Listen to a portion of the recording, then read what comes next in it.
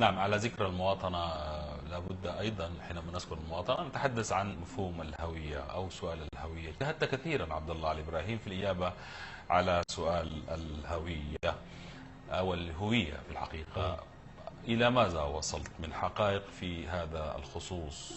هل نجحت في فك شفرات الهوية السودانية؟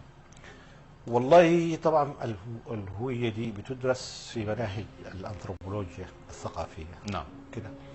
وأنا لاحظت أنه نحن بنتكلم عنها عن قاغي، يعني ناس بتتكلم عنها أنت عربي، أنت جعلي، أنت كذا، أنت كذاب، أنت ما كده، أنت شعرك فلفل، أنت كده.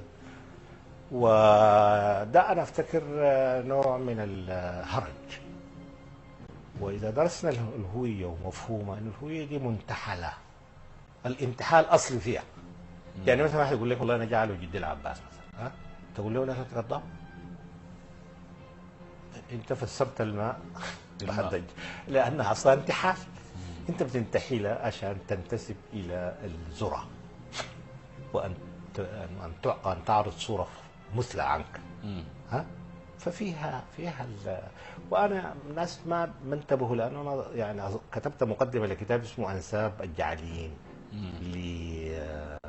للشيخ الخبير، ودرست الانساب دي، ووجدت انه النسبه اللي كانت بتسوق الناس جعل الى العباس كان بتمر بالفضل بن العباس تاريخيا وتقليديا.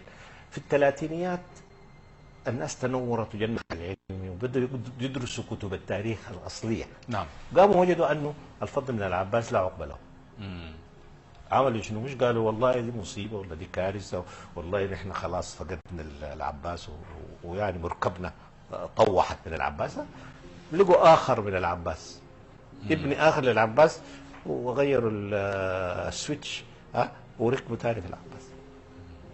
وما في زول بيرجع لده، لانه هي الهويه مش موضوع انك موضوع حقائق موضوعيه بحيث انك ممكن ببعض الوسائل العلميه وغير العلميه انك تكتشفها يعني. لا، انتحال تقرب من الكذب،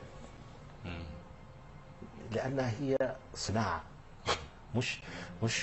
مش حاجه في الجينز ولا حاجه في فده انا اللي دي المناقشه اللي بعملها، وده ما يناقشه علماء الانثروبولوجيا.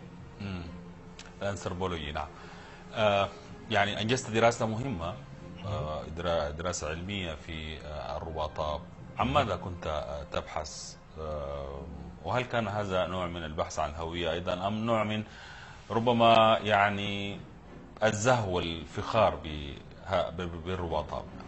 مثلا انا باحث عن الرباطات، يعني انا لا انتسب للرباطات، على انني يعني من اعرف الناس بهم، ودرست في مدارسهم وعشت بينهم سنين عدده. لكن كل القصه اننا احنا حاولت فعلا استخدم النصوص بتاعت السحر او السحر عشان افهم ديناميكيه الثقافه العربيه الاسلاميه. ليه عباره تبدو بريئه مثلا في السحر، يعني وصف هي في نهاية الأمر، لماذا يسبب هذا الوصف كل هذا الكدر؟ لماذا يسبب الضحك أول حاجة؟ طبعا نكتة، هو نكتة. ثم ليه يسبب للمقصود بالسحر ده، لماذا يسبب له هذا الكدر الذي ينتهي إلى مرات يقول مات، مرات يقول مرض، مرات يقول عملية معقدة ما بين الفكاهة وما بين الأذى وما بين الإصابة. فأنا كنت بحاول أدرس النصوص دي على ضوء الثقافة العربية الإسلامية، وأشوف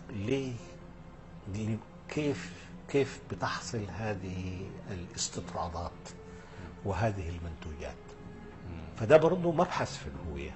يعني لما تقدر توطن هذه النصوص في ثقافة السحر والعقدة وغيره كده، والنفاثات، وفي أحاديث الرسول الكريم، والعين حق وكذا، تقدر تقول إنه أنا والله بتعامل مع مجموعة صح انتسابه ثقافيا وانتحاليا إذا شئت إلى هذه الجبهة.